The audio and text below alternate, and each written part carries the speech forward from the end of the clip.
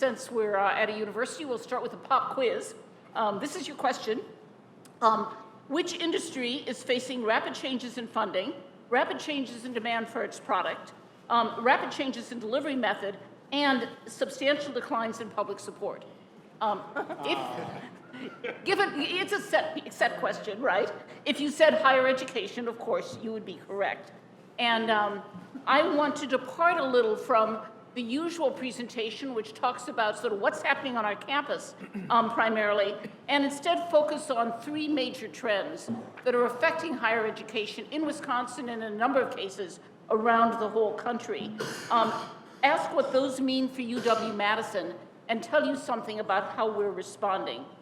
While nimbleness is not typically an attribute that is associated with large public institutions, being nimble, adapting to change is increasingly critical for any of us who want to run successful and top-ranked educational institutions. So let me start. I'm going to talk about three major trends: a changing revenue picture, increasing competition from peer institutions, and changing public views of higher education. So let me turn to trend one, a changing revenue picture. It is not a surprise to anyone in this room that across the country, state support for higher education, particularly in some states, has been in trouble. This is a graph over the last 20 years, this is a long-term trend of how have states changed their spending on higher education. Even with the Great Recession in the middle of this time period, most states actually saw an increase, but particularly in the Midwest, there are exceptions to that. And Wisconsin over the last 20 years had particularly high cuts to higher education. In the past 20 years, our spending, adjusted for inflation, which is all of this, declined by 28%, and only 3 states had larger declines than Wisconsin. And I want to underscore that. The state has had higher levels of disinvestment in higher education over the past 2 decades than almost any other state in the country. That's a long-term trend. It's not related to any particular political party or legislature. And it has created serious problems for the quality and the sustainability of our institutions who had historically been used to higher levels of support. Now let me turn to the more recent time period, the last 5 years. The last 5 years have been times of steady economic expansion and really substantial income growth in a lot of states. And as you see here, most of the states have been reinvesting in higher education following the Great Recession. Wisconsin is among 17 states in which state support has continued to decline, and only 5 states had greater declines in Wisconsin over the last 5 years than any other. We've now had 2 state budgets, the last 2 budgets, with relatively small dollar increases in support for higher ed, which I deeply appreciate, but as all of you know, Wisconsin's spending increases in the state budget have been below the rate of inflation, so we've continued to fall. As a result, our share of revenues from the state has declined. You've seen this graph from a variety of different schools over time. An alternative calculation to looking at this graph is to look at spending per student. In 2018, compared to 10 years earlier, the state spent $1,800 less per student than it did in 2008. At UW-Madison, the decline in state dollars per student has been almost double that. We receive $3,200 less per student now than we did in 2008. So we've had 20 years of being near the bottom in state funding in terms of changes in state funding and higher education, and that has an effect. Now, let me be clear. We used to be a state with higher investments in higher education, and if you look at things like dollars per student, what we're now looking at is we're about an average state, when we used to be a better than average state. What particularly concerns me is 20 years of a trend. If it continues for another 20 years, will put us as a very much below average state. And what I can absolutely promise you is below average states in spending do not have high quality higher education systems and institutions. And this trend obviously is facing all of the big publics, but it's been particularly acute here in Wisconsin. Now, the decline in state funding is happening at all public institutions over time, in many of them at least. But we've had another thing that's been quite unique to Wisconsin, and that's the undergraduate tuition freeze. While other states have had tuition freezes, there is not another state that has had an 8-year tuition freeze of all undergraduate tuition and fees. Of course, declining state support combined with this 8-year tuition freeze gives you a double whammy for the UW system schools. So the University of Wisconsin needs to be affordable, and I'm going to come back and talk about that later. But we do not preserve our reputation, and we don't maintain our quality by making ourselves one of the cheapest schools among our peers and in the region. UW's Midwest peers, UW-Madison's Midwest peers, the other flagship universities around us, have raised state tuition in the last 5 years, as you can see, some more than others. But for instance, let me give you a sense of how our tuition and fees compare. Minnesota, our closest neighbor, charges now $4,500 more in tuition than we do. Michigan charges $4,800 more. Illinois charges $5,500 more. It is important that our UW universities are affordable for low and moderate income families. But that just means we need a robust financial aid program that assures affordability. It doesn't mean we need to price ourselves $4,000 and $5,000 below every one of our near-term peers. And these schools are the schools around us to whom we are most likely to lose students among the big publics. So these are our peers in terms of who we're competing with for students. In addition to declining state support and what's happening with tuition freezes, of course, the other trend that's affecting all of the upper Midwest and the Northeast are the changes in the numbers of high school graduates. And the black line here shows what's happening at the national level. The red line shows Wisconsin, and the black line's on the left-hand scale, the red line's on the right-hand scale. 10 years ago, Wisconsin had almost 70,000 high school graduates in a year. This year, we're going to have about 64,000 high school graduates, and by 2030, that number will shrink to 61,000. That obviously also has implications, and then you end up with a triple whammy, right? Of you've got declining state support, you've got frozen tuition, and you've got declines in admissions. And my other chancellors can talk about this even more coherently than I can, because I have had some other levers that I can pull. Many of them are almost entirely reliant upon admissions and tuition, and that comes from that, and the state dollars. I want to thank you again for the enrollment strategy that I think you passed at the last meeting. You've probably heard more from enrollment strategy at UW-Madison from me than you want to hear. But you have basically made it possible for us to work inside these demographic trends. And just to remind you what you did in December, our commitment is to maintain the number of in-state students at UW-Madison, counting all in-state students who come to us, at 5,200, and where possible, expand enrollments based on our growing number of out-of-state applicants. And I want to note one clear implication of the enrollment expansion that we have seen. I have occasionally been told that we shouldn't be growing faculty and staff, that we should be shrinking, that we should be reducing our funding. And let me be clear, demand for our product has risen substantially. If you look at all applications, they have risen by about 50%. If you look at out-of-state applications, they have doubled, risen by 100%. No private sector company in the world would respond to those increases in demand by reducing staff, cutting programs, and lowering the quality of their services. As a result of the growth in demand and the increase in students in our entering classes that we are taking, that means we need more faculty, more advisors, more classrooms, more student life staff. That's not bloat, and that's not administrative inefficiency. Those staff and those facilities are needed to serve our larger class size. That is a case I'm going to be making repeatedly in various public settings. We are growing, and therefore our facilities and our staff have to grow with that if we're going to maintain our quality. So in the midst of these revenue challenges, what are we doing? You've seen versions of this graph, I think, at least for the last 5 years. And let me start by emphasizing that we need the state. If we're going to offer a world quality education at in-state tuition levels for a substantial share of our students, particularly when our in-state tuition is much lower than that in other nearby states. We need state support at UW-Madison, and I will work with the system and with all of you to do everything I can to continue to argue for reasonable levels of state funding.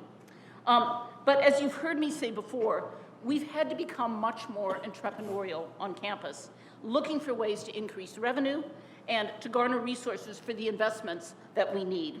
We can neither maintain nor grow our excellence without dollars that allow us to maintain a top-ranked faculty, strong educational programming, and the facilities that students and faculty require to do good work. So you've heard me talk about some of these different strategies in other meetings, expanding summer session, expanding our professional master's programs, running a major alumni fundraising campaign, I'll say more about that in a minute, taking advantage of our applications growth, and making sure our out-of-state tuition is set at the appropriate market level. I want to talk about one of these in particular, which is our Always Forward alumni fundraising campaign. In October, with 1 year to go in the campaign, we met our $3.2 billion goal, which was just great news, and everyone was delighted to hear that on campus and amongst our alums. We are continuing to go. We're not closing the campaign off. We're going to try for a little bit higher, focusing particularly on areas of highest need, which is student scholarships and faculty support. We're going to close the campaign off at the end of 2020, and you're all going to get invited to our celebration of the campaign close next fall. Among the real victories in this campaign, we have funded more than 3,800 new scholarships, over 350 new funded and named faculty chairs or professorships, which really helps us attract and retain top faculty, and substantial private funding that reduces the state dollars needed in some of our building projects. A record 220,000 individual donors have participated in this campaign. And there's particularly good news here at the end of the campaign. In December, for the last year of the campaign, our foundation announced a new $70 million matching fund grant made possible by John and Tasha Margridge. We ran a Margridge match early in the campaign, and we're going to be able to close the campaign off with a second Margridge match, similar to the original one launched in 2014. It is a one-to-one match designed to help us create newly named professorships and chairs for our faculty. Those named faculty positions are one of our best tools for making sure we retain the quality of faculty we want. So that's really good news, and I'm absolutely delighted and want to thank John and Tasha. I've thanked them already in person, but I'll thank them publicly as well. While these strategies, all of them, have helped us to deal with the changing revenue picture facing all public universities, and I should say the funding model for public universities has essentially fallen apart in the last 20 years. We're not alone in sort of trying to figure out how do you deal with funding for public institutions when you have substantially reduced state dollars, but still have a very strong in-state tuition policy, which is how you serve the state. So many of the strategies we've been pursuing have some limits. You can only expand so many professional master's programs. You can only grow so fast before you hit limits with your dorms and with your classrooms. We're close to that. You can only raise out-of-state tuition so much. We're close to the limits on that. So we're really trying to think creatively about what are the fundraising strategies, the ways in which we can be entrepreneurial to generate investment dollars over the next 5 to 10 years. We have convened a committee with campus and community members to look at some of these alternatives and for bringing new dollars in.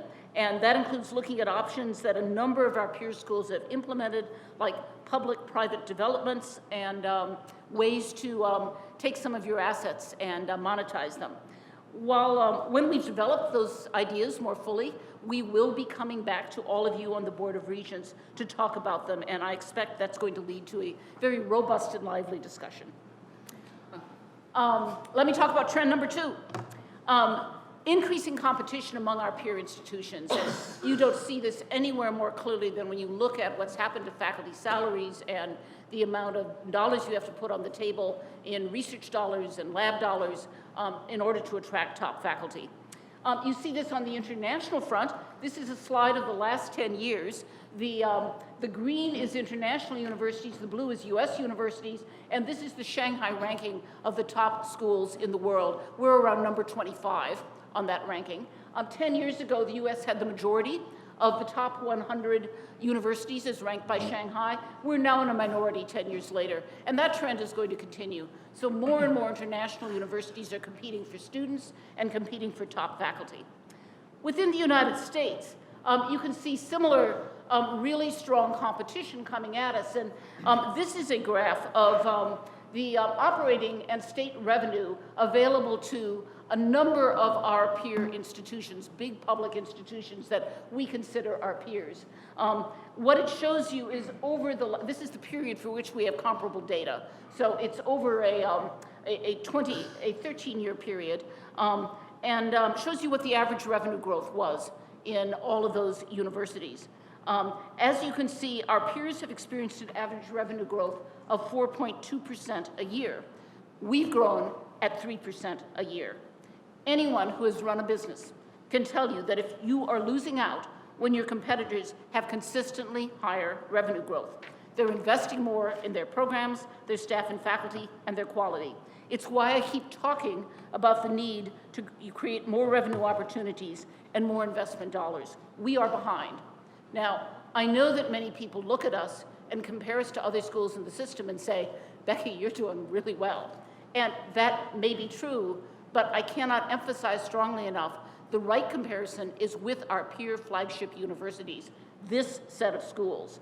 How do we stack up against our peers? And compared to our peers, we have lost ground, and that's not something we want to see happening here in the state of Wisconsin. Let me look at these data a little bit more closely. It's really a tale of three periods.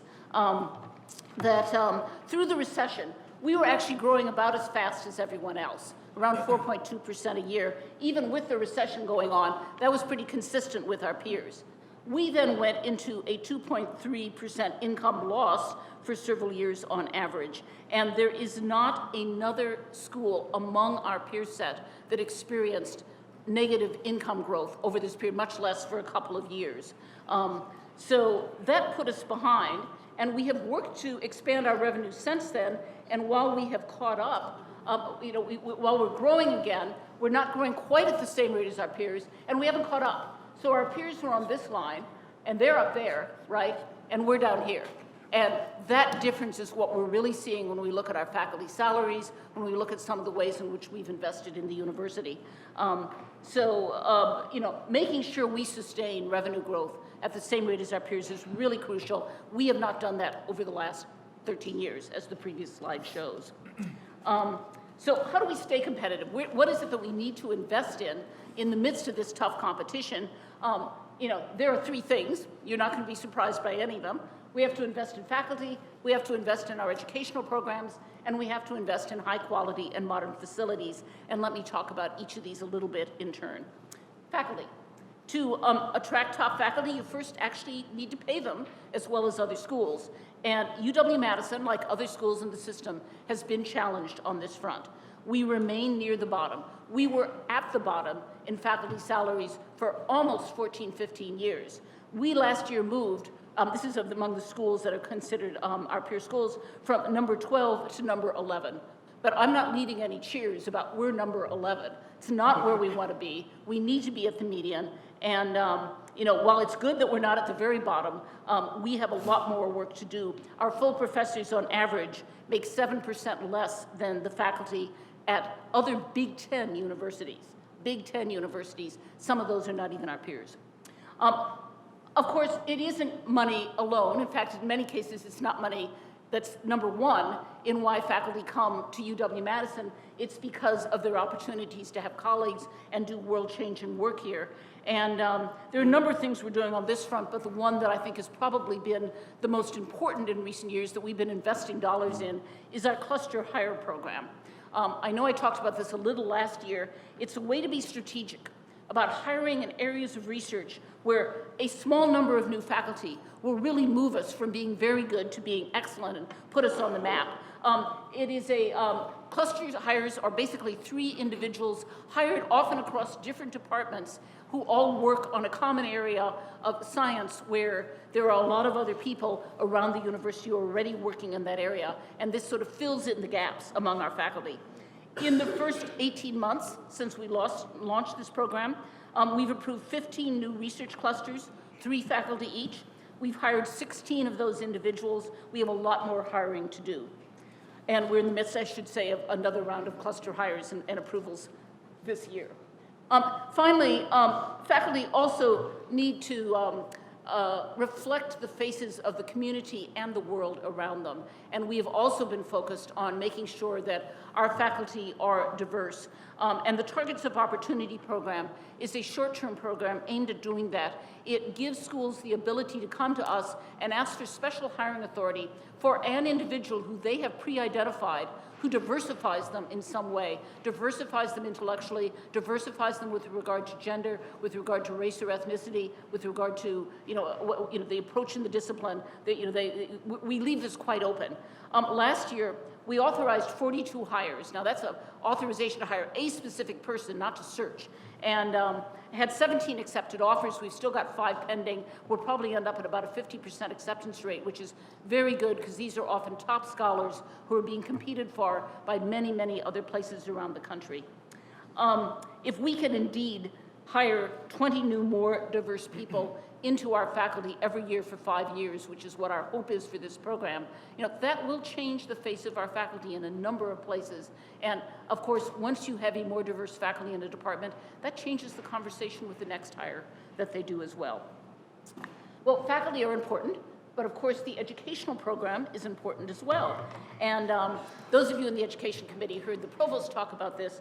I'm very proud of our educational statistics, despite the challenges that we have faced on the revenue front and the financial front. We have worked hard to improve the educational quality of this institution, and by virtually every metric, we have been successful. Our time to degree is now less than 4 years. It's very important for student debt and for getting students out into the workplace. We are ranked number 8 in graduation rates among all public universities.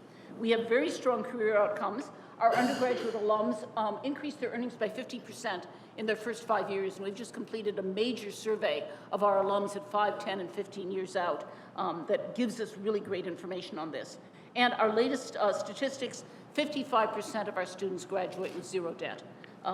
We need to maintain and build on those sorts of educational outcomes, but we also have to be looking ahead to new programs. So let me do 2 slides and some new things we're doing. Online opportunities. This next fall, we're going to launch what is actually our second fully online undergraduate program. We've long had an online nursing degree program. This is going to be a program in personal finance, aimed at students who have some college credit but haven't completed. It's a very hot degree nationally. It has value for a lot of people, not just those in the finance industry. And we have the number 2 ranked program in the country here at UW-Madison. It's going to be housed in the School of Human Ecology and taught with faculty from that school, from Letters and Science, and from the Wisconsin School of Business.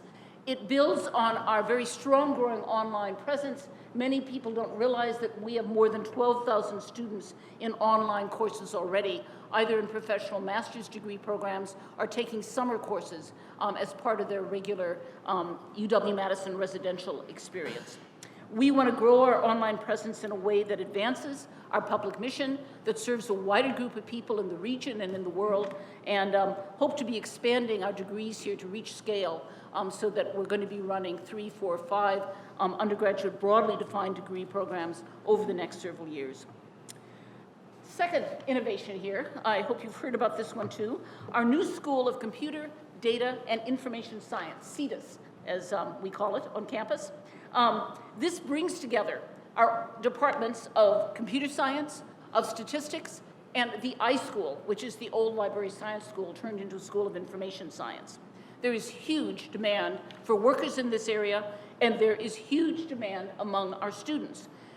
As we open this new school this fall, it has 2,200 undergraduates in majors across those programs. 1,800 of them are in computer science, and there's another 800 students who are graduate students in those departments, so the whole school has 3,000 students in it already, and we expect that to grow. We're launching a data science major through the Department of Statistics this coming year that will be housed in this school. Plus, computer science and statistics, these areas have been growing so rapidly, they've been struggling just to keep up with the increase in demand among majors. But everyone is very aware that this can't just be about serving more and more majors. It also has to be about serving all of the people majoring in other areas who understand they need certain technological, coding, data science, data understanding, and want a certificate or some training in this area as well. So, the educational mission of this school is grow to serve the number of majors and demands, and then figure out how to better serve everyone else on campus who wants to come take some of your courses as well. And as you know, we also launched the American Family Data Science Institute. That's a research institute that runs across campus and brings together all of our faculty with these interests, and their faculty in every single field and college who are increasingly using big data and some of these data science techniques. So you can be creative about your programs and what you're offering, but you also have to be affordable, as I've noted earlier. I'm very proud you've heard of our Bucky's Tuition Promise. You met some of the students at lunch today who are in that program. We currently have 1,910 students in Bucky's Tuition Promise, or Badger Promise, which is an equivalent program for first-generation students, all with their tuition and fees covered. 1 out of every 5 of our incoming Wisconsin undergraduates qualifies for one of these programs. And this map, the dots keep growing, shows you where all of our Bucky's Promise students came from. I believe that's this year's entering freshmen. And as you can see, they're from all over the state, and we keep working on getting the news out, getting more students who can come to UW-Madison to understand they can afford to come to UW-Madison.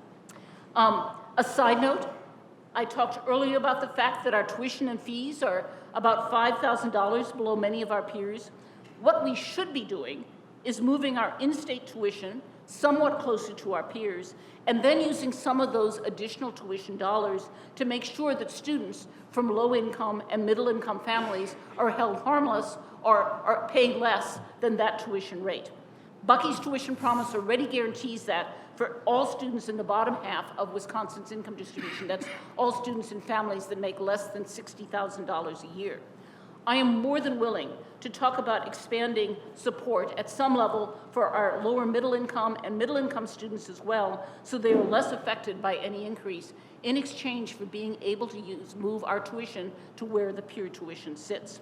We, as I noted earlier, need an affordable university, not a cheap university, where affordability means we are priced with our peers, but then have a strong and robust financial aid program. Finally, last slide on education. Great programs attract great students, and I'm really excited about, I love interacting with our students, right? As you know, we've seen a lot of increases in applications in recent years. That hasn't slowed down. We closed off applications, I think probably the 2nd or 3rd of February this year, and our preliminary numbers say we're up 4.5%. Now, I should note that that differs between in and out of state. Among our in-state students, that's Wisconsin and Minnesota, we're down almost 3%. That's the biggest decline we've seen. And we're going to work on that. We're going to maintain our commitments to in-state students. Out of state, we're up 7.5%. Those are all early estimates. But the demand for our product continues to grow. And I showed you this slide last year. I could show it to you again, but I'm not going to. We see increasing quality, both in our applications and in our enrollees, both in and out of state. The number of new Wisconsin freshmen whose ACT scores are 31 or higher is up nearly 40% in the last 5 years. Students are also standouts in all sorts of ways. This year alone, we've got a Marshall Scholar, 3 Goldwater Scholars, 3 finalists for the Rhodes Scholarship. You're going to meet one of them tomorrow. So one of the best parts of my job is always hearing from alumni about how they put their education to use and what they experienced on this campus. A few months ago, Jeff Sprecher was on campus to speak to our engineering undergraduates. Jeff is the chair of the New York Stock Exchange, and has a degree in chemical engineering at UW-Madison, which he says is the hardest thing he's ever done, is finishing that degree. During his talk, he was asked about what he learned while on campus, and this was his reply. "The university is the place where I learned to be an independent thinker, to solve problems, and to recognize the value of being around people who are not just smart, but passionate and enthusiastic and curious about all sorts of things that have nothing to do with their areas of expertise. To work and learn in this environment," he said, "was life-changing for him." That is the experience I want for every one of our students. And that is why we're investing and need to continue to invest in people and in programs that will give us that margin of excellence that has set this university apart for generations. Finally, what's the last thing we need to be doing to maintain quality in the midst of peer competition? High-quality, modern facilities. 296 of our 405 buildings are more than 50 years old, and those of you in the Capital Committee saw the presentation this morning. Our deferred maintenance, is estimated by an outside firm that does this for all sorts of universities, is $1.5 billion, and we are way above our peers on deferred maintenance and below our peers on annual investments in maintenance. This is a disaster at our campus and all of the campuses that are sitting along here. The state used to fund our academic buildings, but in recent years, these facilities have relied increasingly on campus and donor funding. This slide shows about $500 million in current projects. Of that $500 million, the minority is paid by the state, $240, while $245 is gift and grant funded or paid through student fees. For non-academic buildings like dining halls, the state pays nothing while they take out the bonds. These are funded with student fees, operating revenues, or with gifts.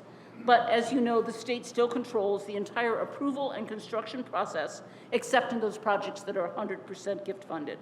We need a better and a more flexible process and an ongoing, much better partnership with the state on these issues. We are the only university system in the country without program revenue bonding.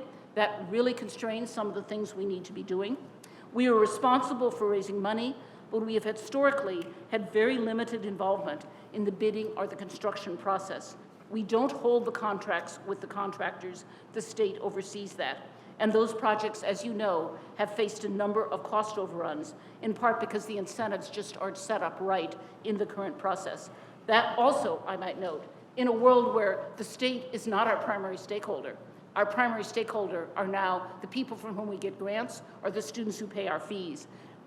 We have to be more responsible in the way we're building these projects because we have to answer to those stakeholders, and they won't accept a 10-year project to build a building, right?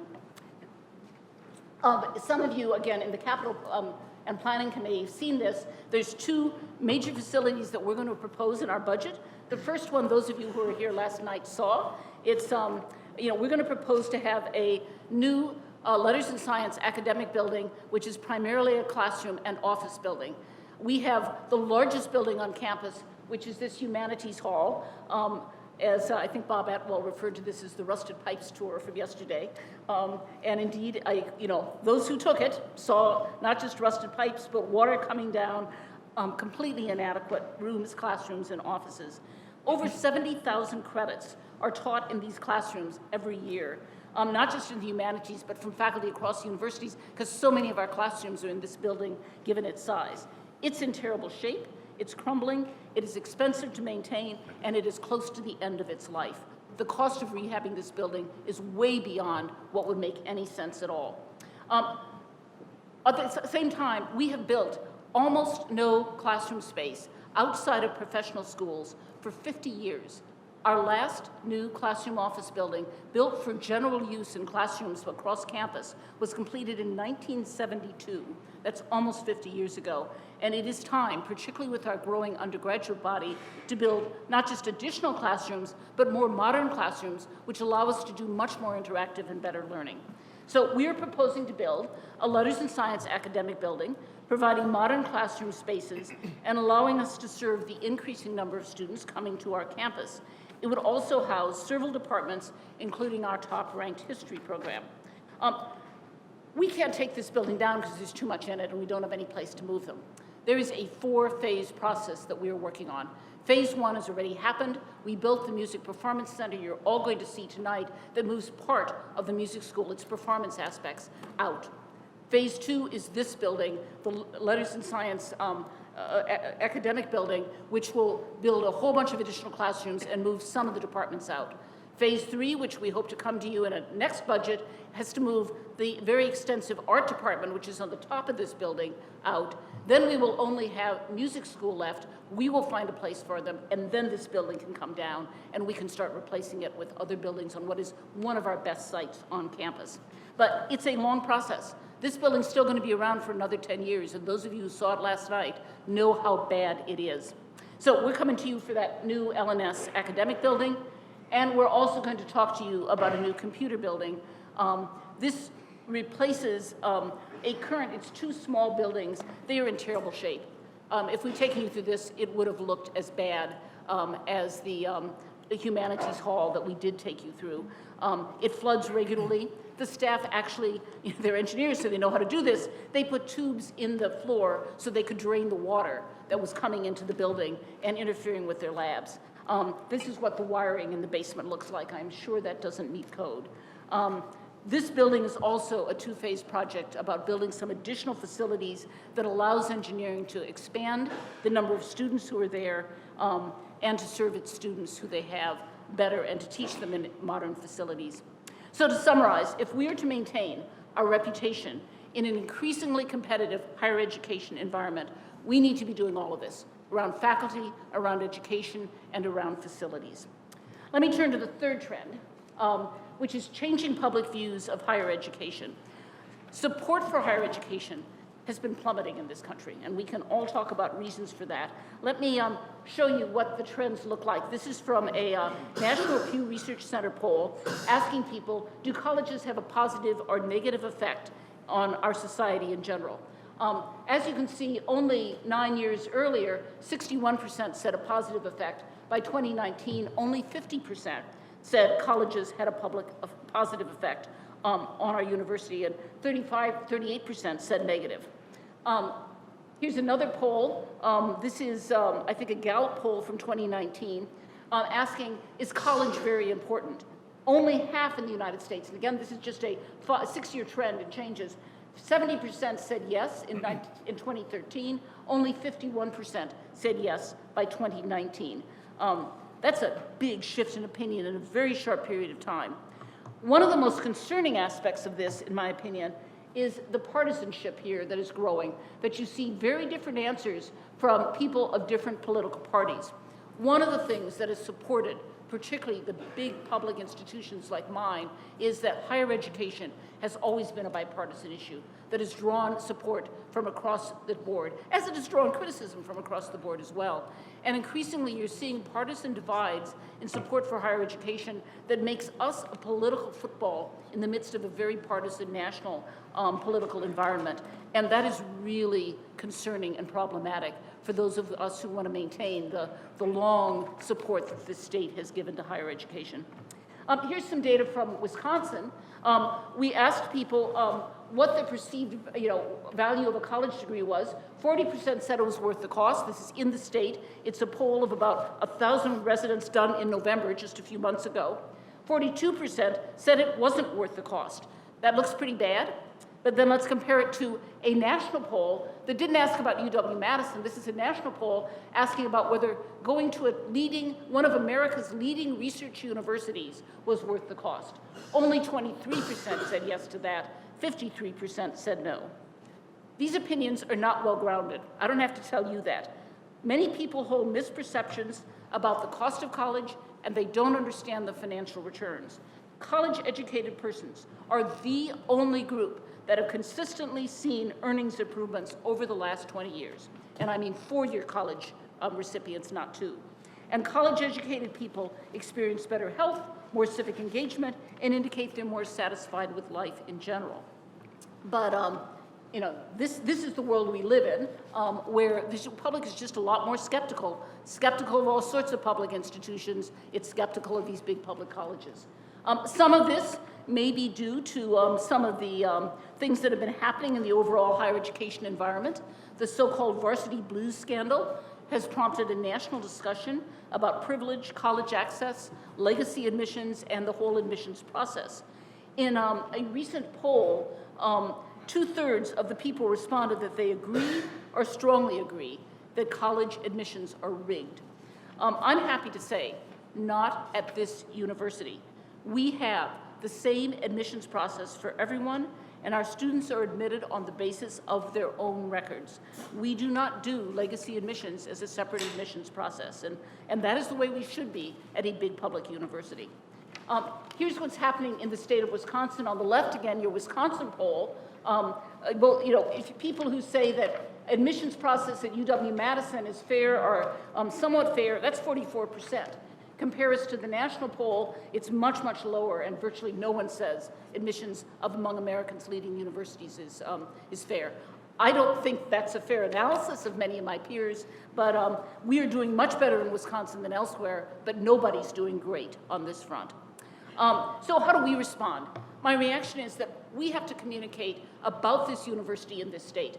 I can't change people's opinions about universities out there in the ether, whoever they might be, but I can talk to them about their flagship university in this state and say, look, whatever you might think about debt levels, about admissions processes, about things happening out there in higher education, you should be proud of what we are doing at UW-Madison in this state, in your own university. And that's the message we're trying to get across. We're doing that in a whole variety of different ways. We're doing media messages, we're doing targeted outreach. I try to get around the state regularly, as do some of my deans and some of the other senior people. And we, like the system, are always engaged in outreach to our publicly elected officials. All of our efforts are around the theme, the UW changes lives. And we talk about our life-changing research, our top-notch academic programs, our service to the state, and our commitment to driving economic growth in Wisconsin. Nothing confirms the value of UW-Madison more than a recent Brookings Institution report on the best way to create economic opportunity in this country.